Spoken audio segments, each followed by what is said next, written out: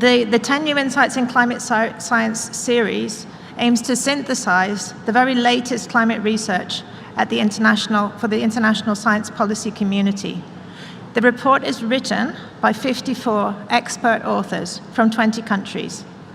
We've delivered this report annually at the COP since 2017. COP26 is a pivotal moment. Expectations for the Glasgow COP are high.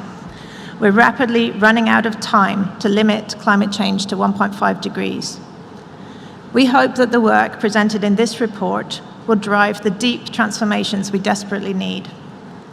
We're reassured that this COP has started with pledges on methane emissions and deforestation and urge for further ambition in line with science.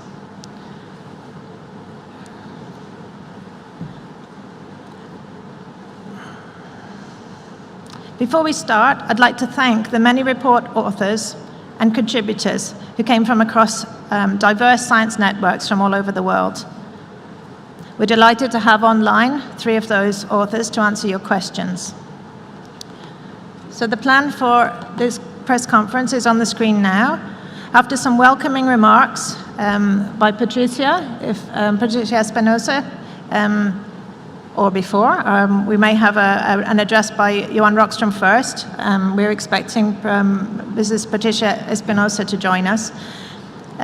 Professor Rockström will give a brief presentation of the report, and then we will invite questions from the floor, which will be answered by Professor Rockström and the 3 expert authors that we have online. We hope to be able to have at least 15 minutes for questions, and we'll answer as many as we can during the time we have together. So I'd like to turn the floor to Professor Johan Rockström to give an overview of the report. Professor Rockström is director of the Potsdam Institute of Climate Impact Research. He represents both Future Earth and Earth League. Over to you, Johan. Thanks, Wendy, and good morning, everyone. So just to set the report again in stage, I mean, the purpose of this is from the scientific community to hand over the 10 new insights that we believe every climate negotiator must have in his or her back pocket to be an effective negotiator at any COP meeting and certainly here in Glasgow. So this is the scan of the latest insights. Insight number 1 is that from an Earth system science perspective, we land in the conclusion that 1.5 degrees Celsius is still a possible landing zone. We can still achieve it. The question is, how will we do that from a feasibility perspective, and that an overshoot is likely. It translates to a 2 billion tons of carbon dioxide per year reduction pace in a linear level. That's 5% per year. But if you want to have a 2/3 chance of success, it requires a doubling to 4 billion tons of carbon dioxide per year, and we emit today 42 gigatons or billion tons of carbon dioxide per year.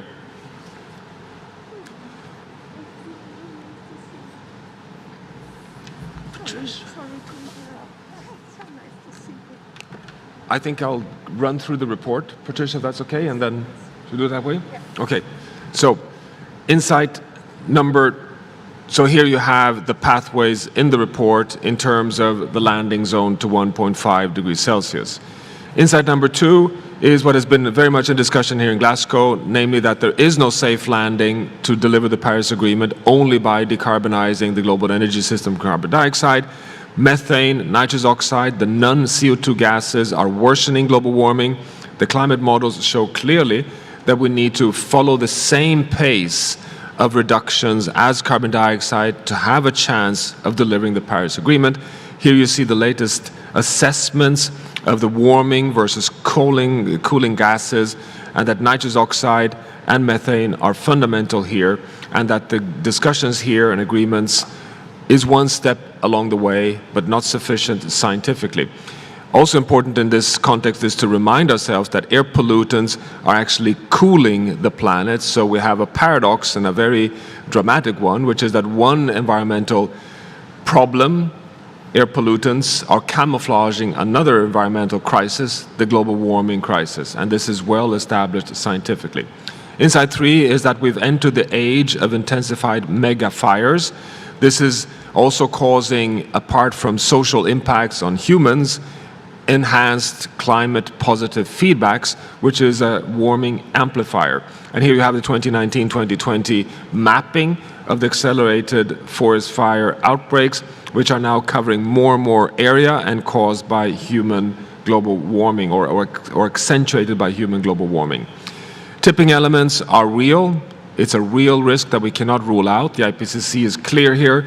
Here you see the trajectory in terms of the risk assessments from science, from the third assessment of the IPCC all the way till today. What you see here is that the more scientific advances, the lower in global mean temperature is the scientific assessment of the risk of crossing tipping points, and that the tipping point risk today is down between 1.5 and 2 degrees Celsius with low probability, high impact events. We don't have scientific certainty here yet, but we are seeing more and more a risk landscape that is coming very closer within the Paris range. The scientific frontier here is that we are not only seeing the risk of crossing tipping points, but it's also that we are seeing the risk of interactions, so-called cascades between tipping element systems. And you see here, for example, when the Greenland ice sheet melts fast, releasing cold freshwater in the North Atlantic, slowing down the overturning of heat in the North Atlantic, impacting on the monsoon over the Amazon, which can explain higher degree of droughts and forest fires in the Amazon rainforest, which in turn also locks in warm water in the Southern Ocean, accelerating potentially the melting of the West Antarctic ice shelf. These cascades is on the scientific frontier. We are still working very hard on this, but it just gives even stronger message to the negotiators here that precaution is important. Climate action must be just, and this justice factor has very dramatic numbers. We know them all, but just to give you the latest statistics, the richest 1% must reduce emissions by a factor 30, while the poorest 50% in the world can actually increase emissions by a factor 3 for the world to stay within the global carbon budget in a fair way.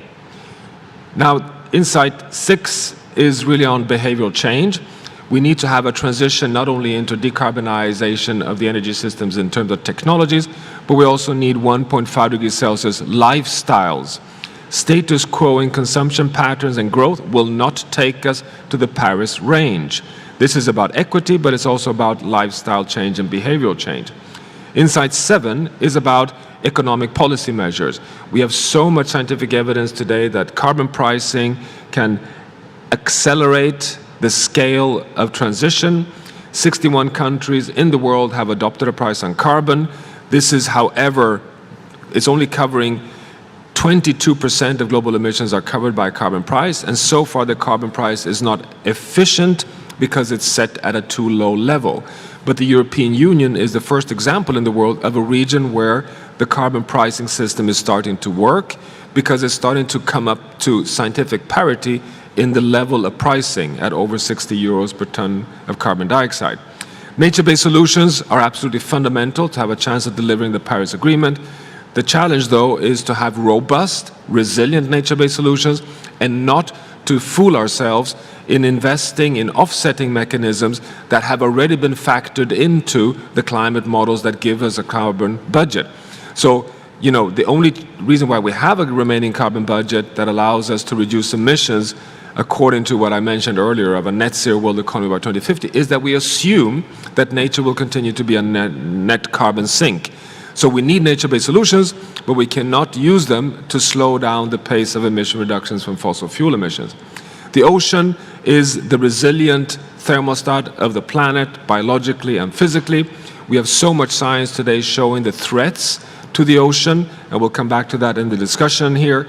But this is something that will be also a determinant factor, and investing in 30% targets for marine protected areas, we believe, is one measure to reduce these threats. And finally, number 10 is on the connections between climate impacts and costing, that we need to correct the market economic failure in factoring in the true cost of climate damage, and that the number one entry point there is really about health, that we have today over 7 million people per year being prematurely losing their lives because of air pollutants, which is one of the factors that we need to now fully factor into the costing of our risky journey on climate change.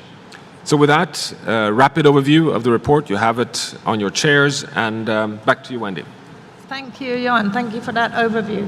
And absolutely delighted to welcome on stage Mrs. Patricia Espinosa, the Executive Secretary of the UNFCCC. Thank you for joining us. Patricia, would you like to make some remarks?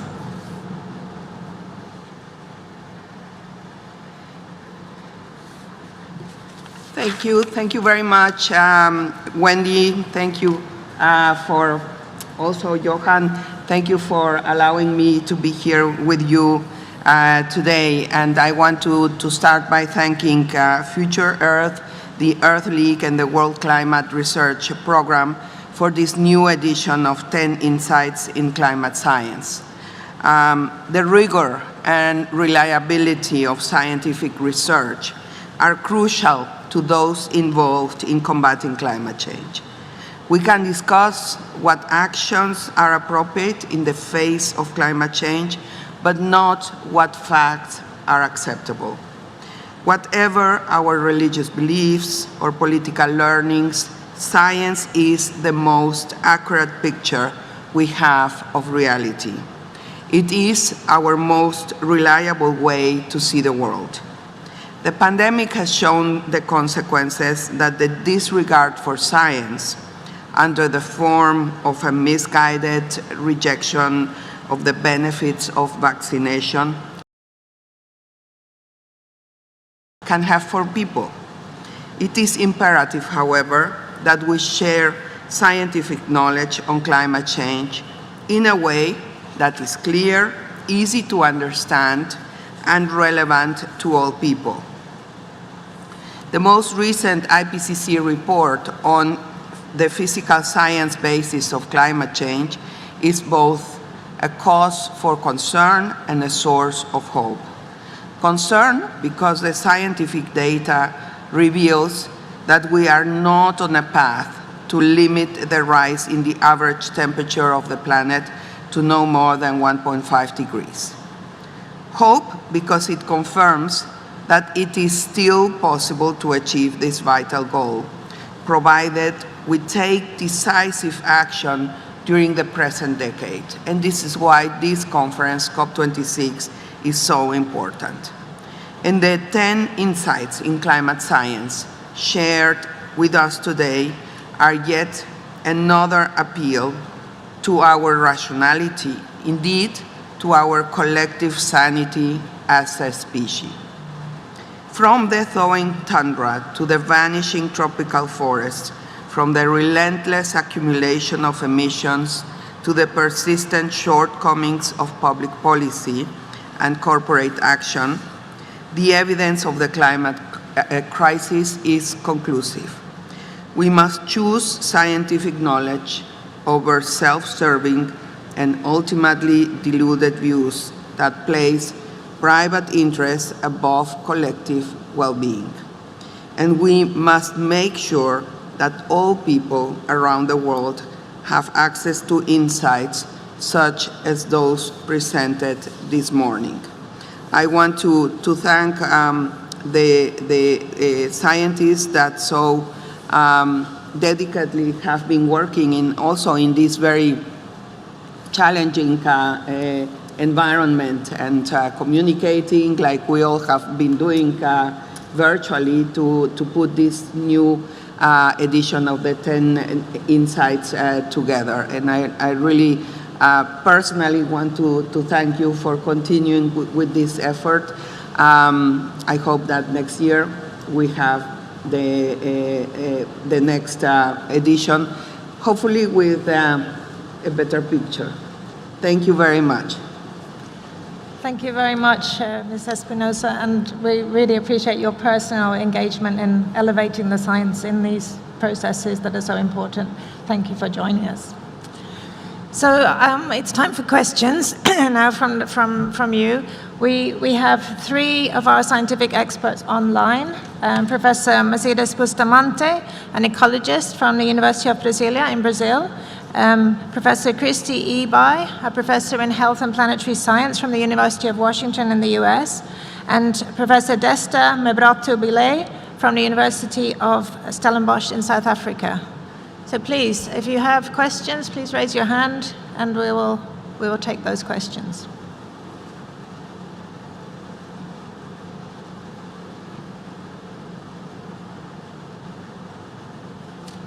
Yes, please. We have a microphone. Please introduce yourself as well.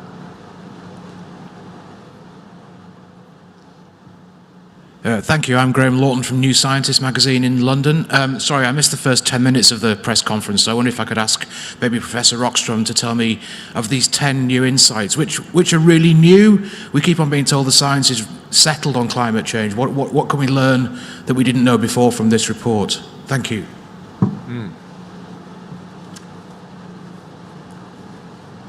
I'll take that straight. No, thanks, thanks, Graham. Well, there are several new parts of this report, not necessarily in terms of never having been out there in the public domain, but with a much higher level of confidence in terms of the scientific analysis. The most important one in that sense, I think, is that we have, as we've never had before, so much scientific reassurance with regards to the risk of crossing tipping points. The IPCC, for the first time in the sixth assessment, maps out, in particular, the Arctic sea ice, the Greenland ice sheet, the North Atlantic overturning of heat, even biosphere shifts in the West Antarctic ice shelf, the 5 systems that no longer can be, assured to remain stable. So that's one. The second is really on the new age of intensified megafires, and I think, is it Mercedes who may be coming back on that? I think also the justice research is now moving into a new domain of just previously focusing on per capita rights to being much more sophisticated in the social scientific analysis of how to integrate mitigation and adaptation measures for justice. And then finally, I would pick the nature-based solutions part as being not something that is completely new, but also recognizing how we distinguish between robust and resilient nature-based solutions that are additive versus greenwashing risks with nature-based solutions. So there are but you're right that many of these you've probably touched upon before, but they have a deeper analysis. Thanks, Johan. I'm going to turn to our experts online and ask if Mercedes, perhaps, Desta, Christy, if you'd like to add anything. I see Desta's nodding. Would you like to take the floor?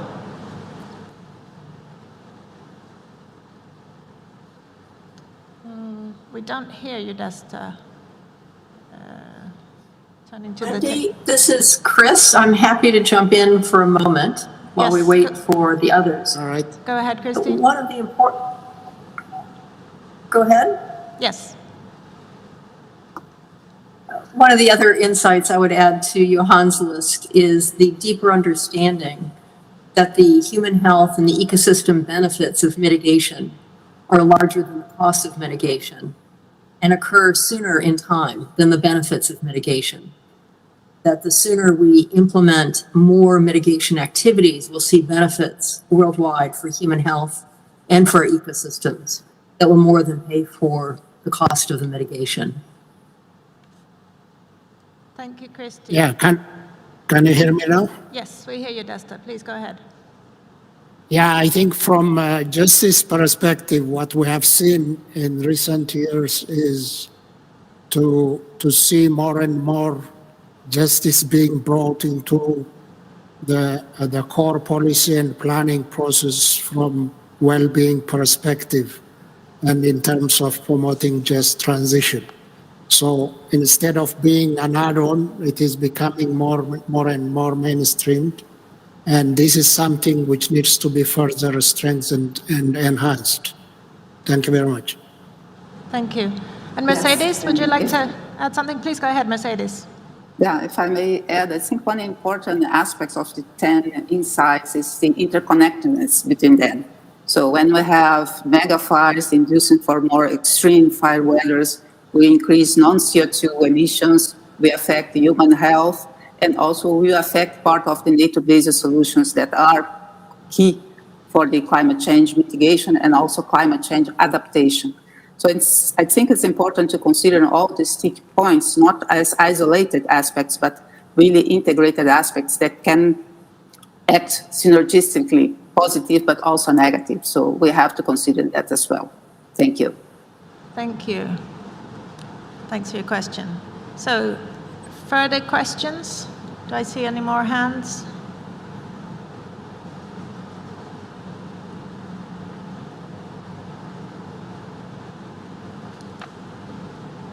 Yes, please.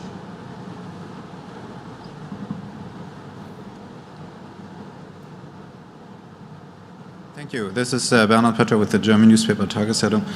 I have a question on, for Johan, but also maybe for Ms. Espinosa, on the 1.5. So if I get this correctly, you say 1.5 is still possible, but we're running out of time.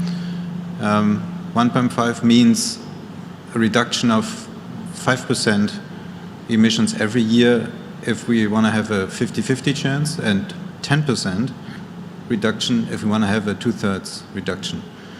Now, I was wondering, when will be the time and the point where you say it's not feasible anymore? And I know this is also a political question. Not also, I mean, you can always say we can reach it even if we have to reduce by 50%. It's still possible. But is there a time where you would say, and also Ms. Espinosa, where you'd say it's not doable anymore? Thanks. Yeah, thanks, Bernhard. I mean, I really appreciate this because I want to emphasize that I start here by speaking as a biophysical natural scientist, Earth system scientist, and it's in that context it's possible to say that yes, the 1.5 degrees Celsius window is still open. We have no science to suggest that we could not land at 1.5, but it requires, as you say, a massive pace of reduction of greenhouse gases from fossil fuel burning. We need to keep all the nature carbon sinks intact. We need to phase out all the non-CO2 gases. We need to have a very, very strong effort of keeping all the global commons functioning. But it is natural scientifically, at least from what we know today, still possible to keep away from tipping points that would self-reinforce warming. If you ask me, is this feasible? Is this politically feasible? There is, as you know, I would argue today 50% of the scientific community will tell you it's not feasible, and the other half will tell you potentially feasible. I'm sitting, to be honest, a bit on the fence here, to be honest. But so it is. That's the big question: is the feasibility? Do we still have a feasible chance? And as you know, since India's pledge yesterday, the latest assessment by Malte Manshausen is that we are potentially having a 1.9 degrees Celsius trajectory now. That's of course incredibly important that we've just come potentially below the 2 degrees Celsius line, but we're still very far away from 1.5. So I think the feasibility is low. And I don't know what you feel on this, Patricia. Yes. That's really probably the question, right? We have one instrument that is provided under the Paris Agreement, which are the nationally determined contributions. And we have the science that also can add knowledge about other factors that are influencing global warming. I would say that the issue now, when we are seeing that our numbers are not what we need and not what we hope, is really, and we see the scientific data, it's making an appeal to the decision makers to take the relevant decisions now as soon as possible, to go away from business as usual, to go away from a perspective of incremental changes, decisions that are not really going to take us very far. So this is why this process is so important. And I really hope, I mean, for me personally, when I see this and I'm talking about this, it's really a huge responsibility. I just feel that as a decision maker, as a leader, this is telling us, really, please take the right decisions now. It is absolutely urgent. Yeah, maybe if we get to, I don't know, 2025, 2026, and we see that we're really not making any progress, then we would need to assess, can we still say that the window is open? Thank you, Patricia. Yes, the time is now. We're running out of time. I'd just like to turn to the online experts and ask perhaps Desta, from a social science perspective, do you have any comments on this question?